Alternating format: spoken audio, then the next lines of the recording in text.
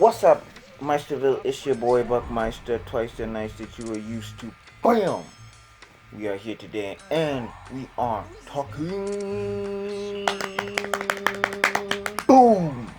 Kwezi. Oh, look at this art in the front over there. Look at this art in the front. Check the back out. Check the back out. Check the back out. So yeah, just check in there. Oh, check this out. Check some of the art out. Check some of the art out. Tell me that doesn't look beautiful. Tell me that doesn't look beautiful. And don't tell Loyiso, hey? Don't tell Loyiso and Mkize, but this is one of my favorite costumes of Kwezi. I'm gonna cosplay as this. I tell you now. I'm finally reviewing this. I've been wanting to review this. I've been wanting to review this for you guys, so you guys can know what some good comic books are. You know what I'm saying? Now, I know you got your DC. I know you got your Marvels. I know you got your Images. I know you got your Dark Horse. But this stuff, actually, I feel like it's top tier. It's right up there with them. And I'm going to talk to you a little bit about the characters. Give you just a little bit of know-how. Just a little bit of, you know what I'm saying? You know, so you know what's going on. Yeah. Boom, Kwezi. That's who he is over there. See that? That's Kwezi over there. Yeah. So, main character Kwezi. Alright, what can I say about Kwezi? So, this is volume 1. So, this is like not his official origin story. So, what they did with this is they jumped you right in the middle of the story. Which I guess is a really cool technique for comic books and stuff. Because sometimes you don't want to know how everything got started. Not to diss a good origin story. But, I mean, always, anything depends upon execution, and they executed that pretty well in this book. So, yeah, Kwezi, when you're introduced to him, he's kind of like a social media superhero.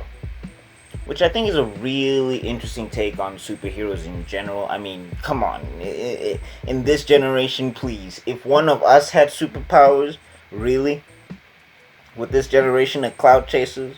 I mean, I can't speak for myself, because I don't know, I'm not that... I'm a personality, but I'm not a personality. So personally, but I mean, come on, we've seen people set themselves on fire. We've seen people eat detergent. We've seen people jump out of cars to do dance moves. And I don't even know what everybody's doing right now. Yeah, but I mean, you know, if superpowers were a thing, oh yeah, I definitely see people tweeting about how they stopped this robbery. They be taking selfies with the criminals like, yo man, smile, you on camera, bro. I just beat your ass, smile. So yeah, he's kind of like that. So he's doing the right things, but not for the right reasons. So that's basically his character at this point. He's pretty raw, it's pretty unrefined. But yeah, he's in that vein of just doing the right thing for the wrong reasons. Then we got my man over here, Muhao. Check that, Muhao. Now, not a Raiden hat. Don't at me, bro. This is actually a Basutu hat. Yeah, you check. So it's like a traditional Basutu garb. If you Google Lesotho, and you'll see the hat and everything. So yeah, I mean, it's really cool to see them interweave kind of that, you know, like how Black Panther introduced a lot of African cultures to the mainstream in that vein, where it made people say, maybe Africa's not a country. You know, it's good to see that that tradition has been continued, but. You know, this guy's probably working on this way before he was working on this way before Black Panther. But anyway, point being, yeah, I'm saying, you know, that it's that kind of vibe. So anyway, Mahal is kind of the elder of the group. He's the guy who's seen the most. He knows, like, the history and stuff. He's going to be revealing the history. Not to get too much into spoiler territory, but they're part of what is called Star People. So it's kind of like it's an interesting power system. I don't know how much they're going to explain it, but it's kind of like if you're derived from these people, depending on which branch you come from, you get different abilities. So yeah, he's one of them people as well. He knows about the history and all of that stuff, and he's kind of here to, you know, set Kwezi straight and all of that stuff. So that's Mahal over there. He's a really cool character. And no spoilers, I'm telling you now, you have never seen a rope and a horse like this. This rope and this horse be. Then we got main man over here, Koi. Over here, based off of the Koi son. That's what I'm guessing. I don't quote me on it, but that's what I'm guessing over there. Yeah. So Koi is he's kind of the real not. Well, I want to say realistic when I'm talking about comic books. Stupid buck. But anyway. Yeah, he's the least depowered of the group. The least depowered of the group. Boy, if you don't get. But he's the most strategic. You know, he's got great agility. He's kind of like a he's kind of like a Black Panther vein type of thing, but you know, without the armor and everything. But he's like an enhanced human being. But he's also pretty damn strong, and he's also like a super martial artist or whatever. Like, he's got skills, bro. He's got hands. You see these hands, you can catch these hands with them guys. And for those of you that like handicapped superheroes, like your Daredevils or your Professor X's, Koi is also blind. So he kind of uses also echolocation and stuff like that, which is a really cool ability. I hope they go into it. And he's a character where I'd like to see a spin-off with him and him alone. With all of these characters in the book, I'm hoping that this universe grows so much that we get to see these characters in different lights and different angles and all of those things by themselves outside of Kwezi's larger narrative. Because I feel like that's how you establish a universe. It would be really cool. It would be really cool for Kwezi to be the linchpin, but then they just go off into different directions and stuff. Because I really like this guy's character so far. And last but not least, we got my girl over here. This is Azania. Now, Azania is kind of displaying the same powers as Kwezi. I don't know exactly what the extent of her powers is and everything. Her character, though, is pretty dope. I would like to see a spin-off with her and her alone. She can pretty much hold the book. And she don't tolerate nothing for nothing. Nothing. Nah, she don't play those games, son. You catch them hands, them feet, everything. Nah, man, she's a really cool character. I really like her story, and she's like, you know, she takes her duty very, very seriously. So to the point where she doesn't even believe in chosen ones or whatever. It's like, look, either you gonna do your job or you gonna sit your butt down somewhere. You know what I'm saying? That's kind of who she is, which I'm really liking. But this is all I'm sure, like, the characters expand and they grow more. I own all of these volumes, all of these issues. This is volume 1. I'll be doing volume 2, volume 3, and volume 4. So yeah, this is volume 1. Yeah, so these characters, they pretty new in who they are, and we're just like getting to sink our teeth into the characters as well. But I definitely suggest picking this up as a read. Now, let's get into why I suggest picking this up as a read. Okay, so if you're anybody that's into, let's start with, let's take away the politics for a second. Let's take away the politics. Let's take away the diversity. I mean, it's gonna come back in. It's gonna come back in. But just as a story, I'm really impressed. I'm really impressed that that the characters are not perfect, and as fantastical as things are, is pretty much they pretty much have realistic responses, right? And getting into that whole thing that I went to earlier about the Star People, it's kind of like a story before mankind type of story, or not mankind per se. I mean, again, this is pretty raw in the beginning, and kudos to the writer. I'm still not sure where he's going, but I'm interested to follow him along that journey. Loyiso Mkize. Yeah, so I mean, Loyiso Mkize, Clyde, Beech, they put together this thing where it's, the way to describe it is, it's kind of like a lineage. It's kind of like it's been cross generations, where this power has been handed down. And it's never just handed down at random, it's handed down for a reason.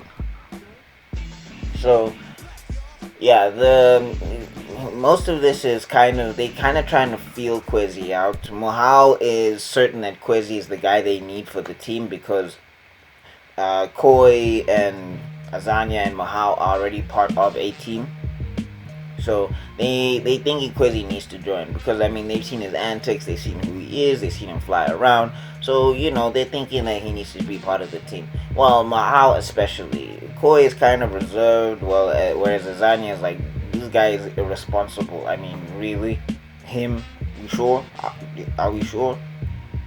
I mean, I know we don't have an HR department, but can we give this dude an interview or something? They kind of on the outs with each other. They're trying to figure out how this works, who's who in the zoo, and all of those things. So that's where we kind of at in the story. But there is also a villain, and his whole thing is that he's a shrewd businessman. Alright, I mean, and I know somebody's rolling their head like, ugh. Like, hey, there's pretty good shrewd business villains out there, and I think he's gonna be in that vein. What I will say is that I don't know his motivation at the time, or I'm not sure of his motivation. It's kind of very vague, which I believe is intentional. But yeah, so he's kind of just he's wary of this whole superhero thing because his business it requires people to not be superheroes. Let's be real. So he kind of thinking that, okay, I'm seeing this Kwezi kid flying around. He's on the news.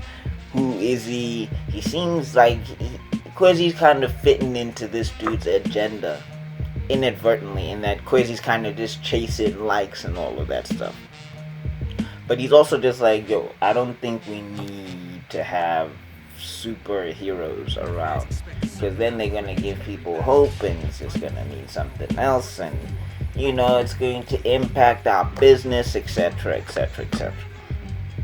Like, if you ever watched Spectacular Spider-Man with Tombstone, and that version of Tombstone is my favorite version of Tombstone ever. I actually want to bring back that version of Tombstone. That version of Tombstone was amazing. I wish they'd bring it back, but that's another story for another time. Anyway, yeah, he's kind of like that, basically. It's kind of that same aspect and vibe, which I really like. But then again, like, he's kind of vague, and I'm still not sure why he doesn't want. I mean, I'm hypothesizing, but I mean, it could be other reasons why he doesn't want superheroes he doesn't want other superheroes in Jersey. Or it's not called Jersey. I forget the name of the city. They based it on Jersey, but it's not called Jersey. It's like a metropolis type of thing, or a Gotham type of thing, where it's not a city that exists, but it is a city that's based on a real city. So what would be my rating on this book? What would be my rating on Kwezi Volume 1? I would have to give it a boop, boop, boop, boop, Master. That's the rating. Yeah, that's the rating. I might use this rating for like movies and stuff. You know what I'm saying? Like you get a like a 4 out of 5 books. There we go. So yeah, that's the rating one more time for you. Book, Master. That's 4 out of 5 books for this book. That's what I'm saying. Cause I love everything, and I really enjoyed reading it. But again, I just there's some stuff that's a little bit too vague, and I'd like it to be more concrete. But maybe that's an unfair criticism, because there's still more volumes to come, and they want to hold and withhold stuff as well. So yeah, that's my analysis on this book. So please do get it. Do get the book. So yeah, man, Kwezi, the Loyiso, Mkize, Clyde, Beech, you guys did an amazing job on this book. If you guys are interested to know more about the actual guys themselves, I did an interview with Loyiso, Mkize, link in description down below. They also have an interview on the Breakfast Club show, not Charlemagne and them. it's a local, but it's pretty big. So yeah, I'll link you to their other interview where they talk more about the book there. And funny enough, I just ran across this, so I'm also going to include it in the description down below. There is a channel called the Popeye Studios, which I love that name. That name's amazing. Good job. I just subscribed to them. They have like a animated Kwezi trailer, which I would love to see a cartoon in this style, guys. Oh my god, it would be so cool. It would be so. But anyway. So I'm gonna link that also in the description down below, so you can guys go check it out for yourselves. Please, please, please, please show this some love wherever you are, from wherever you are, especially if you're a black person who's wanting more black comic books and wanting more black superheroes. This is right up your alley.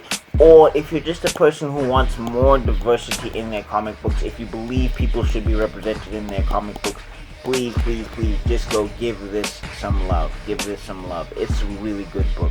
It's a really good book. I think you can get it online. But yeah, just go do your research. Just go try and find it. And I'm telling you, you will have yourself a good time. Anyway, if you guys like this video, please like, share, subscribe. If you want more comic book reviews, especially of the comic books that I bought, well, I'm going to be doing those anyway. So, but I mean, if there's other comic books you want me to try and review, and if I can get them, I mean, I will let you know if I can get them or not. But if I can get them, I will get my hands on them and review them. And if you did not like this video, that is your business. And I'll see you all in the video, because my sement's got to be out. Peace. We ain't seen shit like this before on this kind of level.